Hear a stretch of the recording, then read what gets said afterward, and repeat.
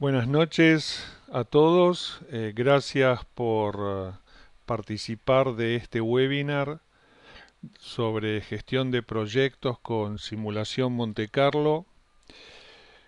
¿Cuál es el objetivo de esta hora en que vamos a dedicar para este webinar?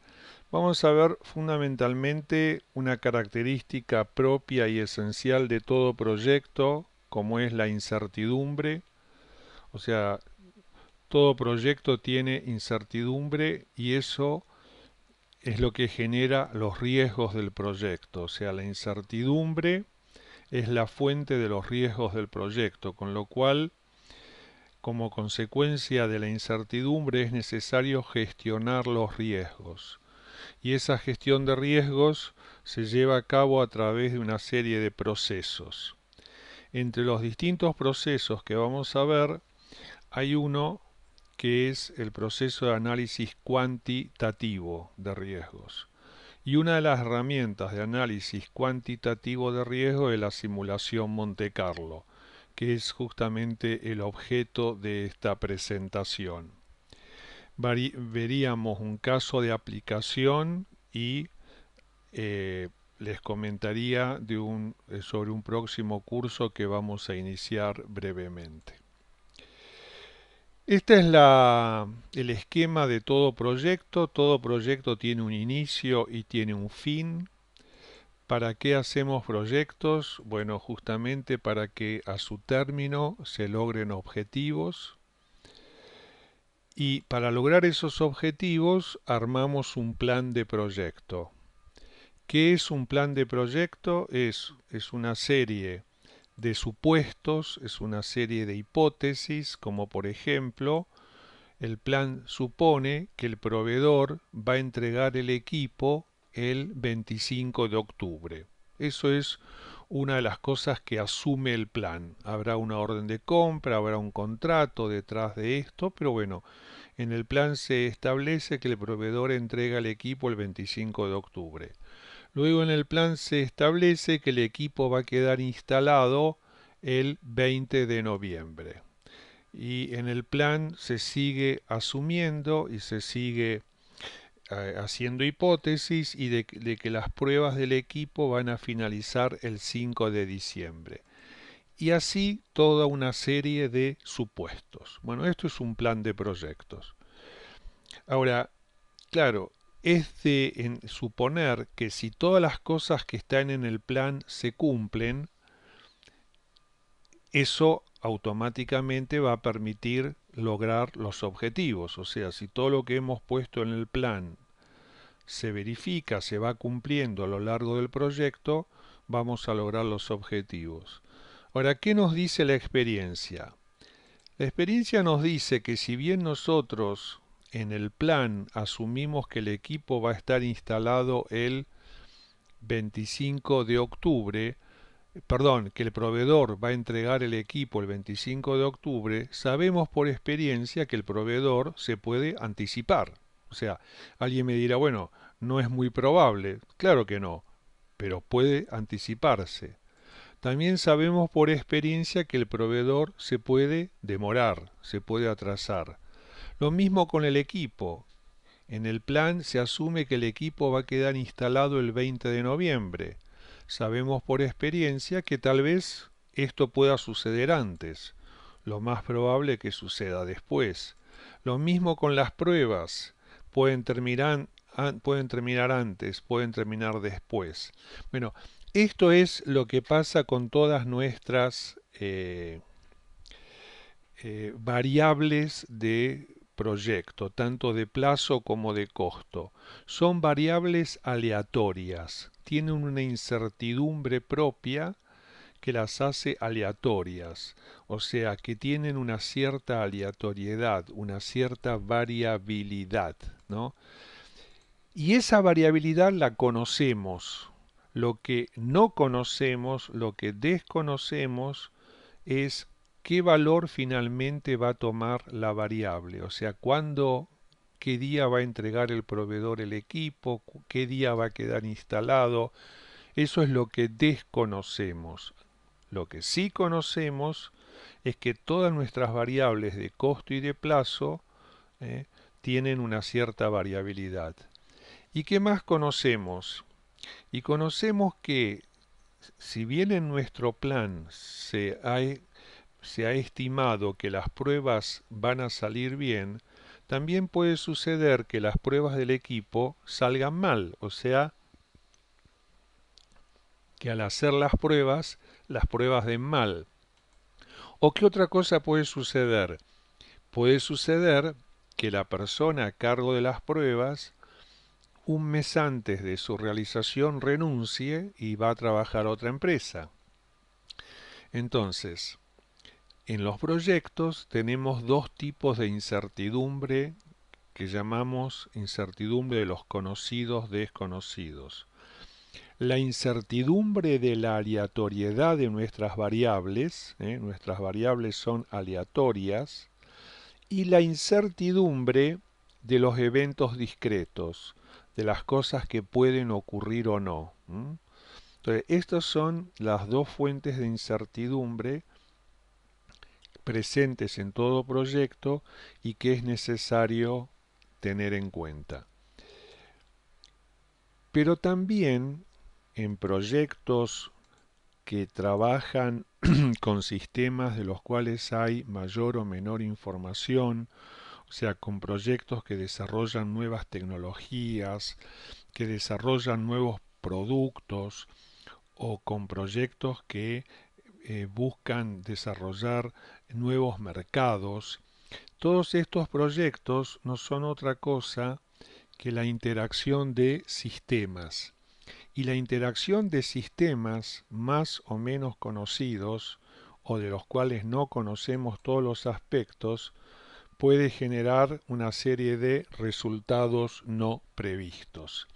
Pero justamente, a diferencia de los eventos discretos de la diapositiva anterior, donde sabemos que puede ocurrir, con los eh, eh, sistemas de los cuales no tenemos información completa, justamente la interacción, o sea, cuando nosotros hacemos el lanzamiento de un nuevo producto al mercado, cuando se hace el desarrollo de una nueva tecnología, cuando en una empresa se implementa un nuevo sistema de gestión, pueden suceder una cantidad de cosas que no las teníamos en el radar, que no las teníamos eh, que no las podíamos detectar. Por eso esta incertidumbre es la de los desconocidos desconocidos. Pero también dentro de la incertidumbre de los desconocidos desconocidos está lo que llamamos como fuerza mayor, como casos de fuerza mayor. ¿Qué son los casos de fuerza mayor?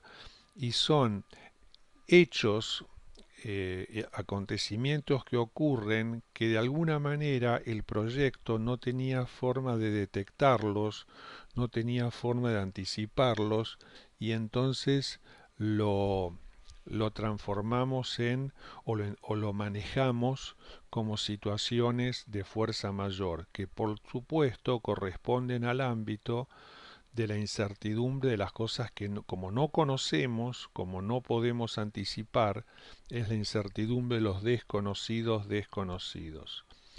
Y otro tipo de incertidumbre en los proyectos, y en algunos dura más y en otros menos, pero todo proyecto tiene en su inicio algo que se llama zona de caos.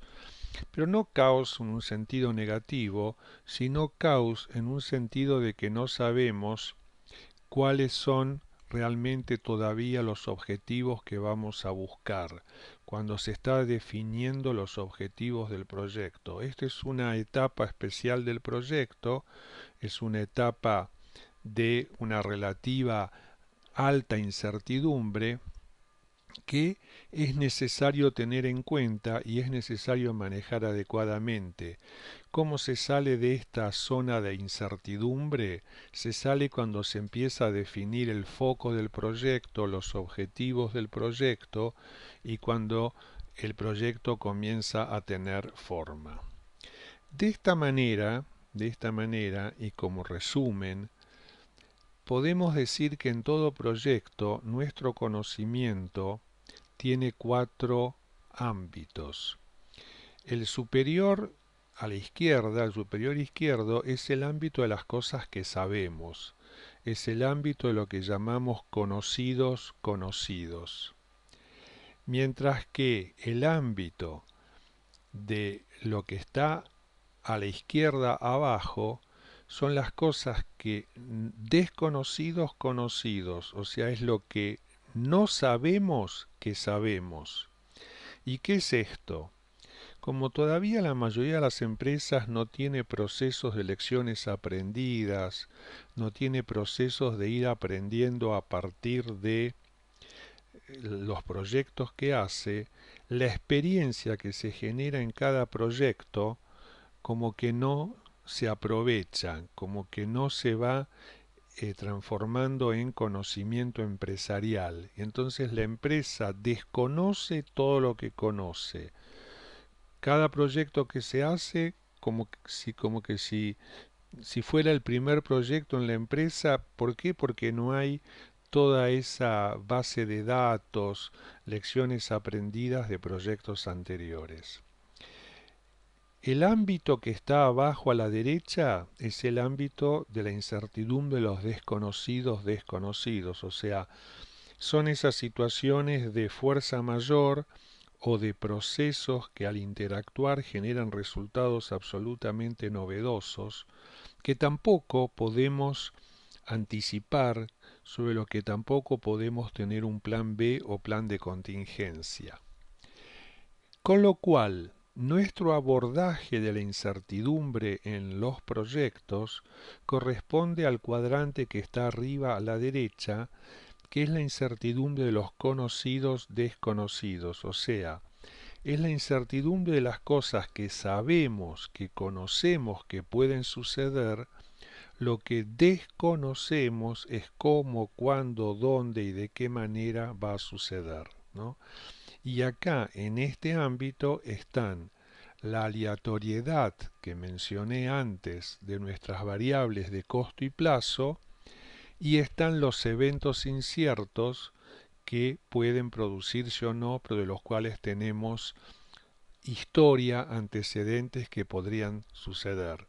Por ejemplo, eh, cuando uno estima el tiempo de desarrollo de un sistema, puede decir que este tiempo lo más probable es que esté en el orden de las 6 semanas, mínimo 5 semanas y como máximo 8 semanas. Bueno, esa es la aleatoriedad en plazo de este tiempo, de esta estimación de tiempo.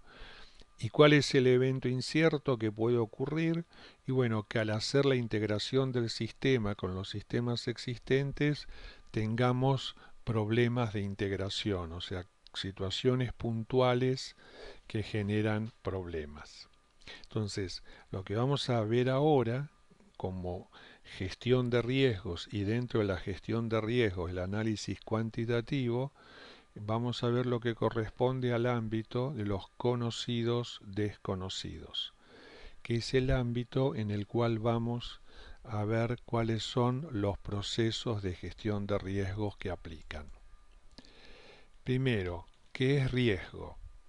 La definición de riesgo, que es la definición más usada y más aceptada, esta es en particular la definición que da el PMBOK en su quinta edición, dice que riesgo en un proyecto es un evento o condición incierto, o sea, es algo que puede ocurrir como puede no ocurrir. Ahora, ¿qué pasa si ocurre? Bueno, si ocurre nos puede afectar en forma positiva o sea, puede ser un beneficio o nos puede afectar en forma negativa, o sea, puede ser un perjuicio. ¿Sobre qué? Y sobre por lo menos uno de los objetivos del proyecto, que puede ser plazo, costo, alcance, calidad. Entonces, los riesgos tienen varias causas o una o más causas y además pueden tener también uno o más impactos. Esta es la definición de la gestión de riesgos que da el PMBOK, ¿no? Entonces, dice que son una serie de procesos, que son los 6 que están listados abajo, y ¿qué buscamos con estos procesos? Es lograr que aquello que pueda ser un beneficio ¿eh? se maximice, que se den todas las condiciones para que lo que nos pueda jugar a favor se maximice y aquello que pueda ser un perjuicio lo podamos disminuir o mitigar. Entonces, para hacer esto, ¿cuáles son los procesos de la gestión de riesgos? Primero hay que planificar, después hay que identificar los riesgos, hacer el análisis cualitativo, luego el cuantitativo. Luego, en base a estos análisis, se planifica la respuesta a riesgos y luego, durante el proyecto, se van controlando los riesgos. Dicho esto en forma esquemática, empezamos identificando los riesgos. Dijimos, ¿qué es riesgo?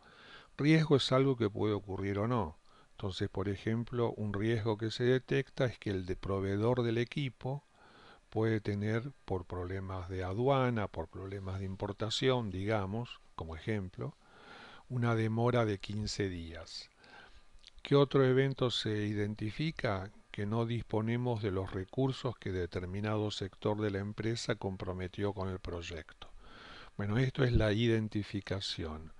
¿Qué hay que hacer con los riesgos identificados? Se clasifican en una matriz probabilidad de impacto, donde en el eje vertical tengo una escala de probabilidad de ocurrencia y en el eje horizontal tengo un impacto. A cada evento de riesgo le doy una probabilidad de ocurrencia y le asigno un impacto sobre los objetivos. Con ambos valores entramos en la matriz y por ejemplo vemos que ¿eh? el riesgo 1 es un riesgo moderado para el proyecto. En cambio, el riesgo 3 es un riesgo que se considera alto para el proyecto.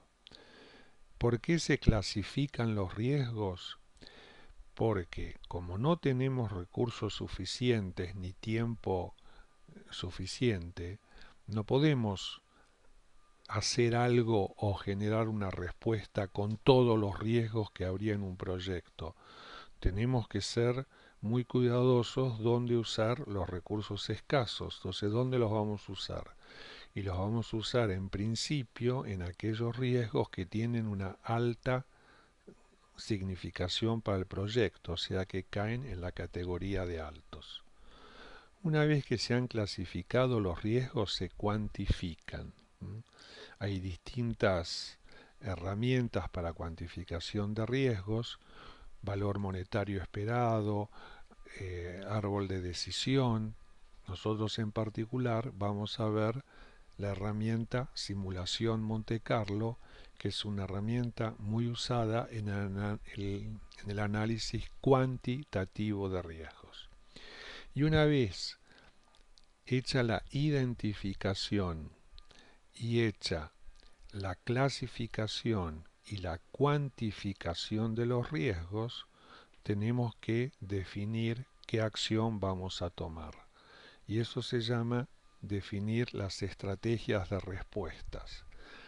Que si se trata de eventos que nos pueden perjudicar, o sea, que son riesgos en sí mismos porque son un perjuicio, las respuestas son evitar, transferir, mitigar, aceptar.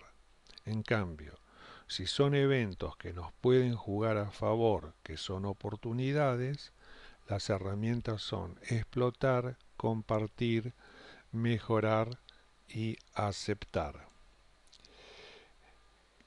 Entonces, nosotros vamos a trabajar como parte del análisis cuantitativo de riesgos, vamos a trabajar una de las herramientas que se llama simulación Monte Carlo.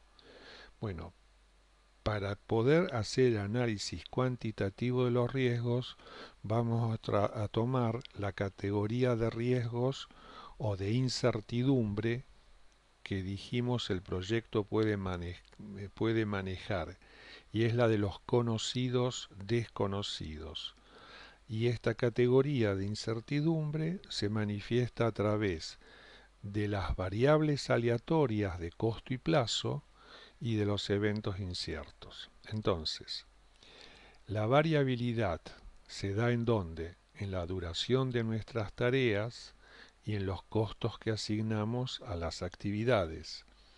Entonces, este tipo de incertidumbre, ¿cómo lo manifestamos? Nosotros a cada una de las actividades del proyecto le asignamos un tiempo o un costo, ¿no? Hacemos una estimación de su duración o una estimación de su costo. Bueno, pero sabemos que en ningún proyecto, el costo o el plazo que pongamos se va a cumplir exactamente, que va a haber una variabilidad.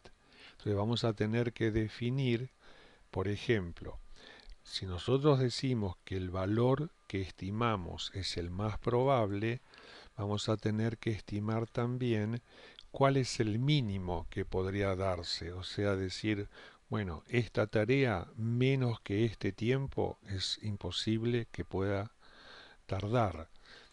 ¿Y cuál es el máximo? Más que esto tampoco. De modo que nuestras variables de costo y plazo, la incertidumbre intrínseca de las mismas, se va a manifestar a través precisamente de un rango de posibles valores que podría tomar la variable. Ese rango, por lo general, cuando se trata de costo o de plazo, se define por un mínimo, un máximo, y si hay un más probable, se le asigna un más probable. Ahora, como el rango solo no nos dice nada, al rango vamos a tener que asignarle, y esto lo vamos a ver ahora, ya en breve, una cierta distribución de probabilidades. La distribución de probabilidades más usadas es la triangular. Después vamos a ver que hay otras.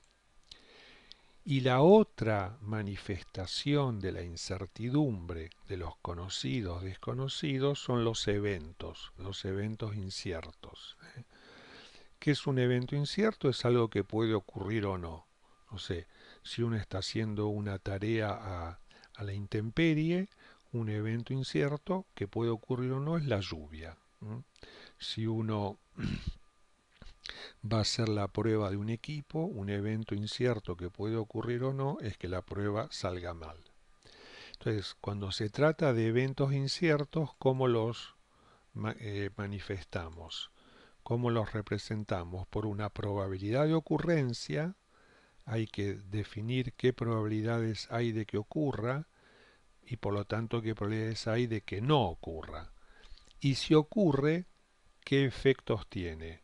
O sea, si el evento incierto ocurre, ¿cómo nos afecta en costo? ¿Cómo nos afecta en plazo? Bueno, habiendo entendido entonces la incertidumbre que corresponde manejar dentro de los proyectos, que es la incertidumbre, reitero, de los conocidos desconocidos, y que sus dos formas de manifestarse son a través de la aleatoriedad o variabilidad de nuestras estimaciones y a través de cosas que pueden ocurrir o no, como los eventos inciertos, veamos cómo aplicar esto a través de un caso que nos va a permitir ver una aplicación concreta de estos conceptos.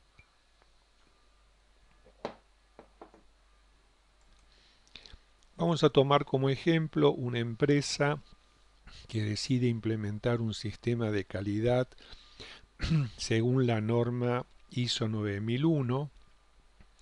Esta empresa se ha propuesto llevar a cabo este proyecto en 35 semanas.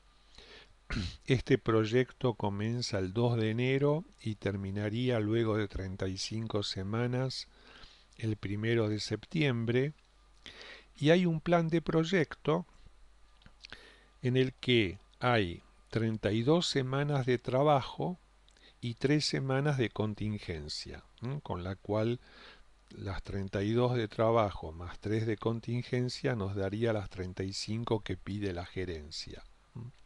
Si hay 32 semanas que está previsto llevar a cabo los trabajos y 3 semanas de, nosotros decimos colchón a veces, ¿no? De colchón, para absorber las variaciones normales. De modo que entre las 32 y las 3 de contingencia nos dan las 35.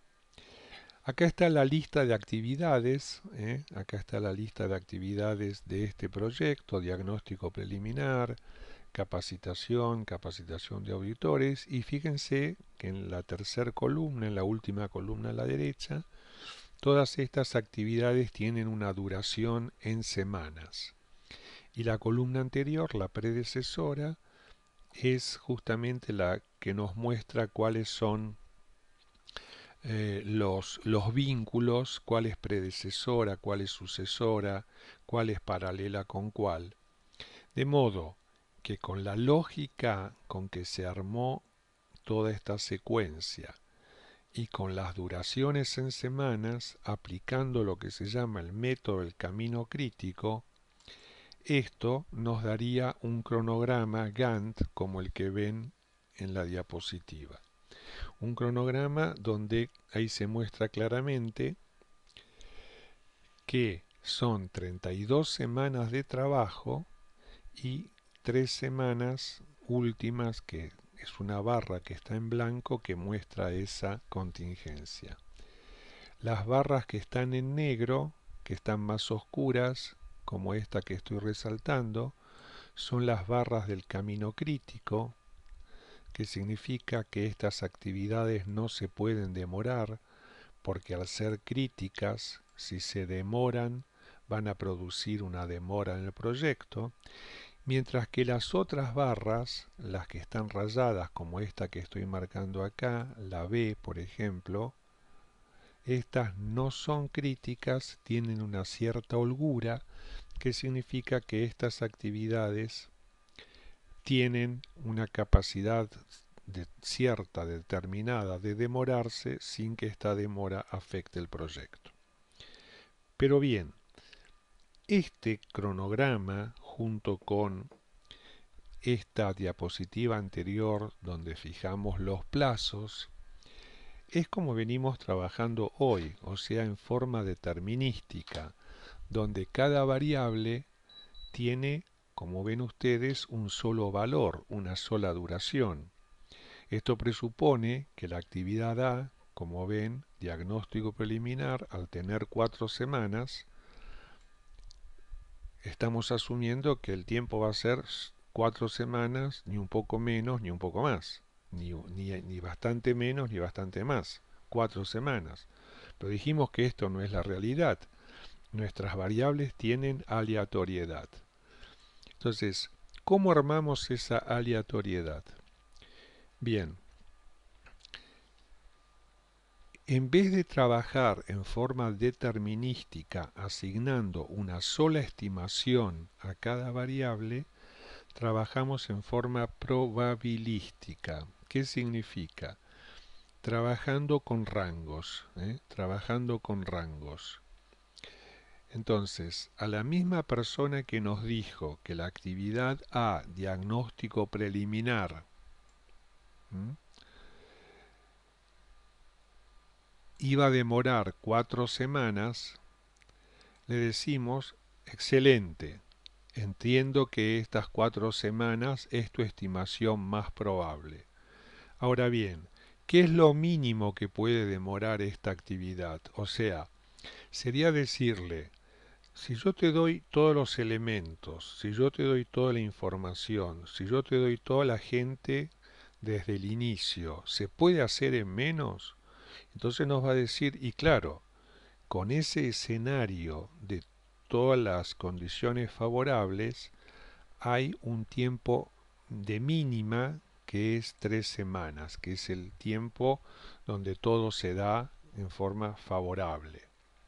Y si se complica y si de pronto se va una persona y surgen complicaciones, la persona que conoce la actividad nos va a decir sí, puede complicarse, pero no más allá de 6 semanas. O sea, no creo que dure más que 6 semanas. Entonces, ¿qué estamos haciendo de esta manera? Lo que estamos haciendo es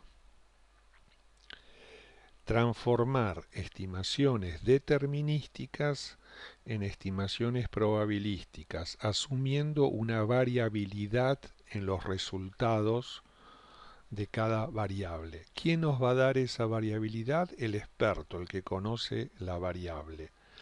Entonces fíjense que esto es lo que hemos hecho con todas las actividades de este proyecto de implementación de ISO 9000.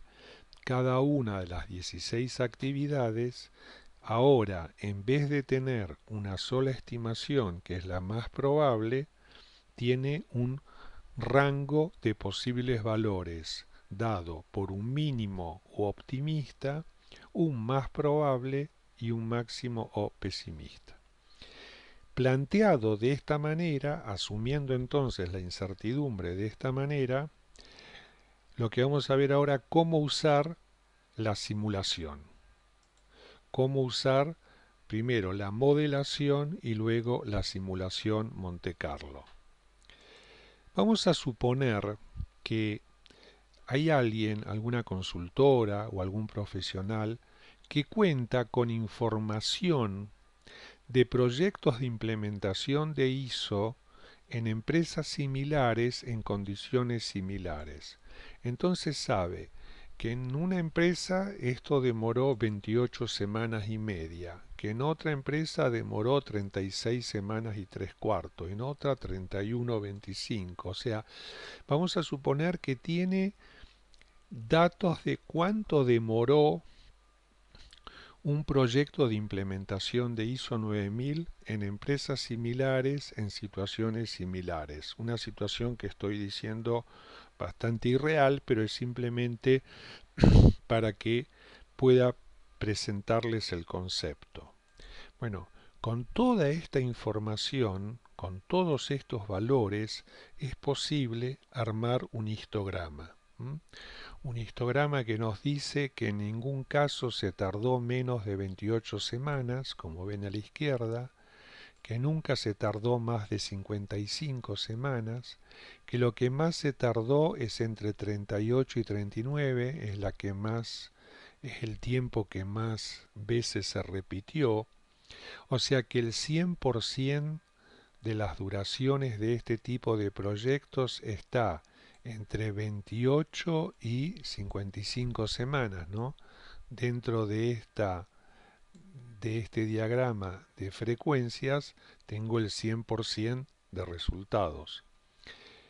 ¿Y para qué nos sirve esto? Nos sirve porque si alguien dice yo estimo que en mi caso va a demorar 45 semanas, con 45 semanas entramos en el gráfico y automáticamente 45 semanas nos genera una superficie que es de 45 en más, o sea, hacia valores mayores, el 20% de los resultados. Entonces, ¿cómo se interpreta esto? Que si en función de la información disponible vamos a comprometer un plazo de 45 semanas, ese plazo tiene un 80% de probabilidades de ser 45 o menos, o sea, hay un 80% de chances de que este proyecto demore 45 o menos, o dicho de otra manera, si tenemos que comprometer con el cliente o con el gerente 45 semanas, hay un 20% de riesgos de que sea 45 o más, que sea 46, 47, 49, 53. Bueno, esto es lo que nos da esta información histórica. Ahora, la realidad es que las empresas no tienen toda esa cantidad de información histórica. Entonces, ¿qué hacen? Hacen lo que se llama simulación Monte Carlo. ¿Cómo? a partir de rangos como los que hemos mostrado cuando vimos los tiempos del proyecto ISO 9000. Entonces establecemos rangos para cada uno de los elementos y decimos, puede ser que el elemento 1 asuma este valor que está acá dentro del rango, y claro que puede ser, porque es un valor dentro del rango que le asignamos al elemento 1. Y puede ser que el 2 asuma este, y puede ser. Y puede ser que el 3 asuma este, que muestro acá en el 3, y sí, y alguno intermedio que finalmente tome este valor, y puede ser. Y el último que asuma este. Entonces, si yo combino todos estos valores de los distintos rangos de mis estimaciones y los combino en un cronograma para plazo o en un presupuesto para costos, tengo un resultado 1, tengo un posible resultado. Ahora, también puede ser que el elemento de costo 1, en vez de tener aquel valor, tenga este que está acá, y que el 2 tenga este, y que el 3 tenga este muy cercano al pesimista, al más alto, y que uno intermedio tenga este también parecido al anterior, y que uno final, el último, tenga este. Y si yo combino estos nuevos resultados, valores, perdón, tengo un segundo resultado 2. Y si así siguiera, tomando elementos al azar de cada uno de los elementos de plazo de costo y los combino, tendría otro resultado. Y si esto lo hiciese muchas veces, tendría muchos resultados. ¿Cuántos? Tantos resultados como los necesarios para armar un histograma, un histograma de valores. Este es el fundamento de cómo funciona Monte Carlo. Ahora, ¿qué información nos da Monte Carlo? Entonces vamos a tomar el proyecto que dijimos de la implementación de ISO 9000, que habíamos puesto 35 semanas, ¿no? Dijimos que era un proyecto que debía concluir en 35 semanas. La pregunta es, en vez de 35, ¿podría demorar 34? Y tal vez ustedes me digan, sí, podría ser. Y podría demorar 32, y me van a decir, bastante difícil, pero puede ser. Y este proyecto podría demorar 30 semanas, ¿no? Como muestro acá, eh, casi a la izquierda, y ya casi 30 semanas. No hay experiencia, no hay forma de que demore 30 semanas. Y en vez de 35, puede demorar, por ejemplo, 36, puede demorarse una semana más, o puede demorar 38, o incluso podría irse hasta 40 semanas. Bueno, fíjense, ¿qué estoy diciendo? Y bueno, que un proyecto, en este caso el de implementación ISO, pero en general todo proyecto tiene una variabilidad en sus resultados. O sea, puede de alguna manera terminar en cualquiera de estos tiempos, y eso lo sabemos por experiencia. Pero, ¿qué es lo que tenemos que establecer ahora? Y bueno, ¿cuáles son las probabilidades? Entonces, que termine en 30 semanas, no hay chances, no hay forma de que esto termine en 30 semanas. Que termine en 32 y algo de probabilidades hay, ¿no? Fíjense que estoy midiendo probabilidades contra una escala de probabilidades en el eje vertical que está a la izquierda. Y también sabemos que hay más chances que termine en 34 que en 32. Y que hay más probabilidades que termine en 35 que en 34. Pero incluso también podemos decir que tal vez se demore una semana, con lo cual habría más chances que tarde 36 en vez de 35, o incluso que tarde mucho más probable que tarde 38 que 36. Bueno, lo que nos va a dar la simulación Monte Carlo es esto. nos va a dar distintos resultados de un costo o de un plazo con las probabilidades asociadas de que cada uno de estos resultados se cumpla, ¿eh? Esto es lo que nos va a dar. Esta es la salida de la simulación. ¿Cuál es la entrada? Si es un presupuesto, nuestras variables de costo estimadas por rangos. Si es un cronograma, nuestras variables de plazo también estimadas por rangos, como vimos en el caso de la ISO 9000. Entonces, cuando tenemos una curva de distribución de probabilidades como esta, tomo la curva y tomo un determinado valor, T1 o S, sabemos que ese valor, como genera hacia la izquierda una superficie que es X del total, quiere decir que este valor de plazo o de costo tiene X% de probabilidades de ser este o menos. Y por lo tanto, el otro lado de la curva, que sería 100% menos X, este valor tiene un riesgo de 100 menos X de superarse. O sea, ¿qué nos va a dar simulación Monte Carlo? Nos va a dar una idea de si tenemos que asumir un compromiso de costo de plazo, ¿qué chances tenemos de que logremos ese valor o alguno menor y qué riesgos tenemos de superarlo?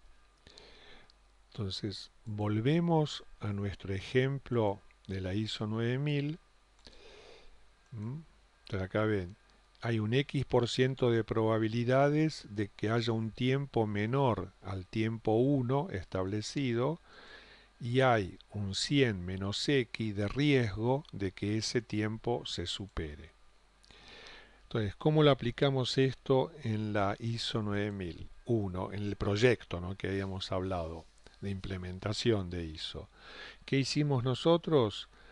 Cada uno de los ítems de nuestra estimación de plazos, recuerden, les asignamos un tiempo mínimo, uno más probable y uno máximo. Habíamos dicho que el rango solo no nos alcanza. Cada rango tiene que tener asignada una cierta probabilidad, una cierta distribución de probabilidades. Y en este caso, el elemento A, que es diagnóstico preliminar, que tiene un mínimo de 3 semanas, que lo ven acá, tiene un mínimo de 3 semanas, un máximo o pesimista de 6 y un más probable de 4, se representa con una distribución triangular. La distribución triangular es para costo y plazo, es de las distribuciones más usadas. También se podrían usar, y acá las muestro, superpuestas con la triangular, se podrían usar la beta, que es la roja, la beta PERT, o la uniforme, que es la verde. Pero la uniforme se usa en los casos en que solo tengo un valor mínimo y un máximo y no tengo un más probable.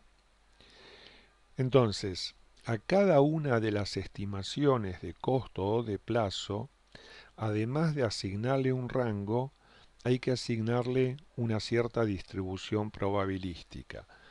Insisto, en costo y plazo, lo que más se usa es la triangular. A veces se usa la beta PERT y en ocasiones la uniforme. Ahora tengo un sistema con variables aleatorias dadas por un mínimo, un más probable y un máximo.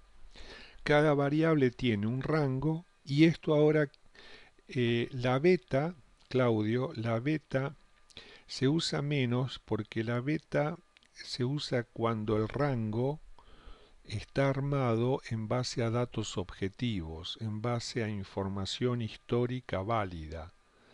Y la triangular se usa cuando el rango se establece en base a opinión o juicio, pero no hay una información histórica respaldatoria. Por eso, como en la mayoría de los proyectos, la estimación es empírica, surge de la experiencia y no de la información objetiva, se usa más la triangular que la beta. ¿eh? Y la que mejor maneja el sesgo del juicio de experto es la triangular. La que mejor maneja es la triangular. Entonces, con todas estas estimaciones y las distribuciones probabilísticas correspondientes, esto se carga en un software que hace la simulación Monte Carlo, y la simulación Monte Carlo nos da, por ejemplo, este diagrama. Fíjense que se hicieron 5000 iteraciones, o sea, Monte Carlo hizo 5000 distintas combinaciones de plazos de proyecto. ¿Y qué nos dice Monte Carlo? ¿Se acuerdan que 32 semanas era el cronograma de trabajo? Bueno, 32 semanas hay apenas un 0,1% de chances de que esto termine en 32 o menos, o sea, no hay chances que se haga en menos de 32, con lo cual 32 semanas tiene casi un 100% de riesgo de ser superado. Pero 32 semanas no era el plazo que nos pedía la gerencia nos pedía 35 semanas. Bueno, pero acá las noticias no son mejores, porque 35 semanas tiene un riesgo del 64,4% de ser superado. O sea, de cada 3 veces que hiciéramos este proyecto, 2, este proyecto no cumpliría el plazo de 35 semanas y una sola de las 3 se cumpliría. O sea, un riesgo del 66%, digamos, que es alto, ¿no? Bueno, esto es lo que nos da, esta es la información que ahora tenemos en función de las variables que hemos establecido y cargado. Fíjense que la media es 35,5 semanas, la media es 35,5 y el desvío estándar es 1,3 semanas. 1,3 semanas. ¿Qué es el desvío estándar? Nos da una idea de la dispersión de valores. Pero entonces la pregunta es, ahora que 35 semanas tiene un 64% de riesgo de no cumplir, ¿no vamos a hacer el proyecto? Por supuesto que no, por supuesto que sí, por supuesto que vamos a hacer el proyecto. Lo que vamos a hacer además es gestionar los riesgos. Es qué riesgos o qué elementos inciden para que 35 semanas, que es nuestro objetivo, tenga este riesgo del 64% de no cumplirse. Entonces, ¿qué vamos a analizar? Otra herramienta que nos dan los software de simulación Monte Carlo es el análisis de sensibilidad o el gráfico tornado. Entonces, fíjense qué ítems del cronograma influyen más: la preparación del manual de procedimientos, el diagnóstico preliminar y la implementación. Son 3 ítems de nuestro cronograma que, fíjense, cuyas barras, al ser las más extensas, nos dicen que estos elementos inciden notablemente en el riesgo de plazo. En cambio, estos elementos que están acá abajo, que estoy marcando, no inciden o tienen muy poca incidencia en el riesgo en plazo del proyecto, ¿no? Entonces, ¿qué es gestionar proyectos? Gestionar proyectos es gestionar riesgos. ¿Y qué es gestionar riesgos? Y gestionar riesgos es replanificar, reducir incertidumbre. Entonces, cuando uno hace el análisis de riesgo, por ejemplo, reelabora aspectos de su plan. Nosotros en este caso lo que vamos a hacer es, en vez de tener 32 semanas de trabajo más 3 de contingencia, como 32 casi que no tenía chances, vamos a llevar a 33 semanas de trabajo con solo 2 de contingencia. Lo que no podemos cambiar son las 35 semanas que nos pide la gerencia para terminar el proyecto. ¿Y qué otra cosa además de replanificar el plan? Y bueno, vamos a reanalizar, reestudiar, reestimar nuestras variables, reduciendo los rangos, reduciendo las variabilidades, o sea, generando condiciones para que la diferencia entre el valor máximo pesimista y el mínimo o optimista sea menor. ¿Y de qué variables vamos a hacer esta reestimación? Y lo vamos a hacer de las variables que el gráfico tornado nos marca justamente que son las que más inciden. Entonces, primero, ¿qué significa replanificar en este ejemplo? En este ejemplo significa revisar nuestro cronograma, y en vez de 32 semanas, fíjense que ahora el cronograma es de 33 semanas con solo 2 semanas de contingencia. O sea, hemos reelaborado nuestro cronograma, por un lado. Y por otro lado, las actividades que habían mostrado mayor incidencia, que son las que acá yo resalté en amarillo, son las actividades que estamos reestimando. Por ejemplo, si recuerdan, diagnóstico preliminar antes tenía, y además, por supuesto, además, siempre tengo que hacer equilibrio y nivelación de recursos. Además, eso, equilibrio y nivelación de recursos lo hago planificando en forma determinística, como lo estamos haciendo ahora, pero también lo tengo que seguir haciendo al planificar en forma probabilística con simulación Monte Carlo. O sea, eso siempre tenemos que hacer equilibrio y nivelación de recursos. Entonces, fíjense que A antes tenía un mínimo de 3, un más probable de 4 y un máximo de 6. Bueno, ahora, estudiando mejor la actividad, definiendo mejor su alcance, estableciendo compromisos y consensos con quienes la van a hacer, entendemos que el pesimista puede ser menor, puede ser 5. Lo mismo en E, hemos reducido el rango. ¿Por qué? Porque un menor rango lo que muestra es que hay menos incertidumbre, ¿no? Al ser el rango menor, la incertidumbre es menor.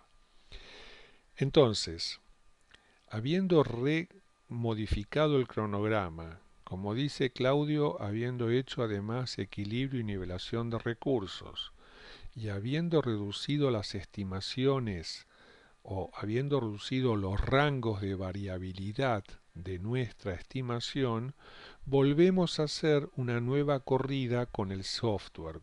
Hay dos software más usados, uno se llama RobaRisk y otro se llama Crystal Ball, que son los comercialmente más conocidos que hacen simulación Monte Carlo. Entonces, vuelvo a cargar a alguno de los software estos nuevos valores y el software que va a hacer, va a hacer 5.000 cálculos de camino crítico distintos, con 5.000 distintos resultados, y me va a dar una distribución de esta forma. Fíjense acá que dice que ha hecho 5.000 iteraciones, o sea que ha hecho 5.000 cálculos de camino crítico. ¿Y qué resultados nos da ahora? Que 33 semanas, que es nuestro nuevo cronograma, tiene apenas digamos, un 14% de chances de ser 33 o menos, o sea que tiene un 86% de riesgo de excederse. Pero dijimos que 33 semanas no es el plazo contractual. El plazo contractual es 35 semanas. ¿Y qué nos dice ahora el diagrama? Que 35 semanas, este compromiso de plazo, el riesgo de excederlo es del 21%. O sea, que hay un 21% de probabilidades de que de que este plazo no se cumpla. O sea, es un riesgo bastante reducido. Es un proyecto que, si se le hace un buen seguimiento, una buena coordinación, no debería tener mayores problemas. Fíjense, el desvío estándar antes era 1,3, ahora es 1 prácticamente. O sea, es menor. ¿Por qué? Porque se redujo la incertidumbre. Incluso también si uno compara esta curva de Gauss con la anterior, vemos que esta es más angosta.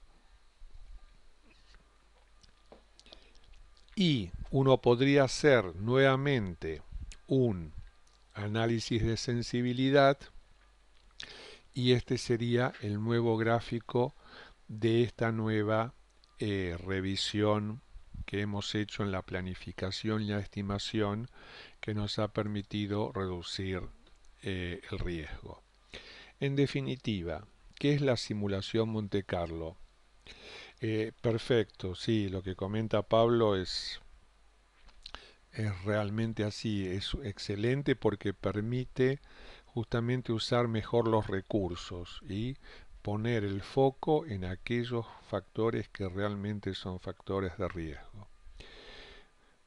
En definitiva, ¿qué es la simulación Monte Carlo? Es una herramienta que simula una variedad de distintas situaciones por las que puede atravesar el proyecto, situaciones que en definitiva nosotros les decimos cuáles pueden ser por los rangos, que definimos, y lo que nos permite establecer es dónde estamos parados cuando tomamos una decisión. Pero hay algo clave, la herramienta no toma la decisión. Quien tiene que tomar la decisión somos nosotros. Lo que la herramienta hace nos permite entender dónde estamos parados cuando tenemos que tomar una decisión. O sea, qué chances tenemos de que esta decisión, de que este plazo o este costo se cumpla, qué probabilidades hay o qué riesgo hay que no se cumpla. En ese sentido es muy útil, se está usando cada vez más empresas utilizan las herramientas de simulación Monte Carlo para ver qué probabilidades tienen sus objetivos de costo y plazo de cumplirse o no.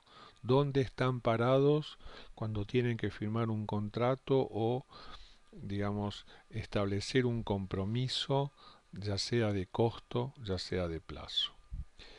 Bueno, con esto y habiéndose cumplido una hora, si hay alguna duda, alguna consulta, la pueden manifestar por el chat.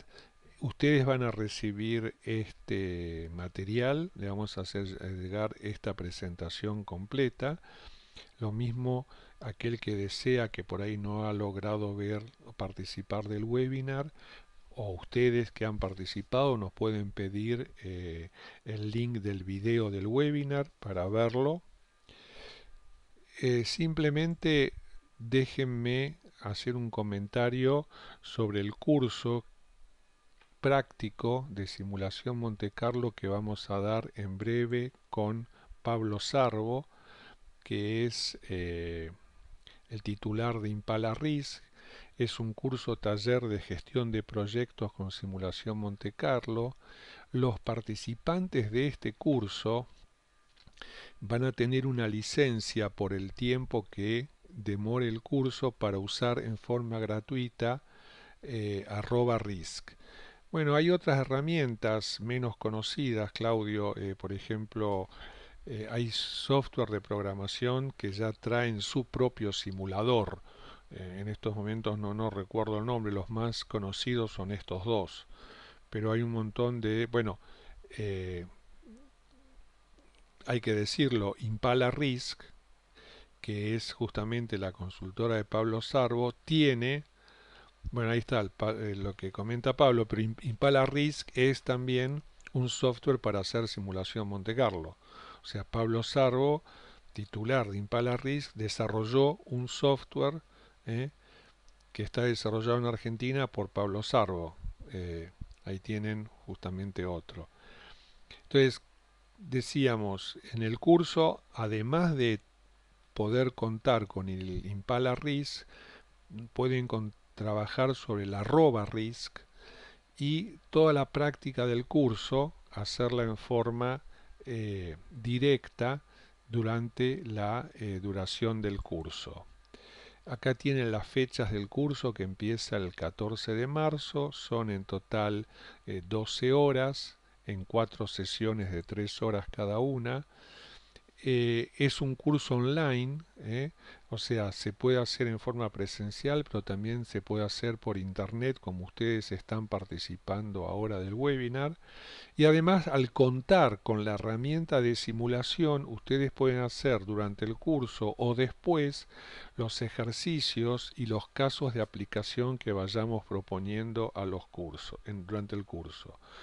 Como además todas las clases quedan grabadas, aquel que no pudo participar de una clase puede acceder a la misma en forma diferida luego durante el transcurso del curso y algunas semanas posteriores. Bueno, yo les agradezco, bueno, hemos cumplido el objetivo de en una hora poder transmitir estos conceptos. Acá está mi mail. Si hay alguna duda, si hay algo que podamos, ahí Pablo está justamente agregando algunos comentarios. Yo les agradezco la participación, les agradezco la, la paciencia, gracias Claudio, gracias Daniel, Rubén, eh, gracias a todos y bueno, cualquier duda, simplemente manden un mail, gracias Rubén, para que podamos ayudarlos. Buenas noches a todos.